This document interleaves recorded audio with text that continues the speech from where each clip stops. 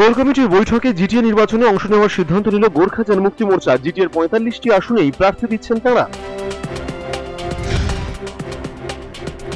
মুখ্যমন্ত্রী মমতা বন্দ্যোপাধ্যায়ের নির্দেশে সিঙ্গুরে মিছিল তৃণমূল ছাত্র পরিষদের, মিছিল কংগ্রেসেরও।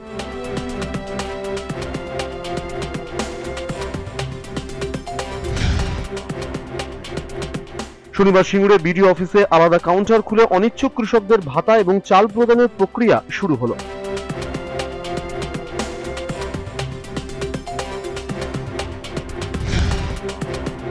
কাঁথিতে নয়নজলি ভরাটকে কেন্দ্র করে দুটি ক্লাবের সংঘর্ষ ঠেকাতে গিয়ে আহত এক পুলিশ অফিসার সহ 2 কনস্টেবল, ঘটনায় 6 জনকে গ্রেফতার।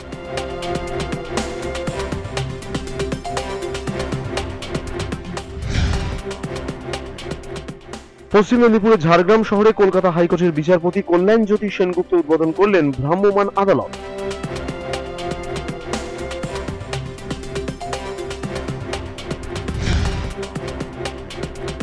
শনিবার মোহনবাগানের নবনিযুক্ত কোচ সন্তোষ কাশ্যপ এবং সহকারী কোচ বার্নার্ড পরিদর্শন করলেন দুর্গাপুরের মোহনবাগান সেল একাডেমির পরিকাঠামো।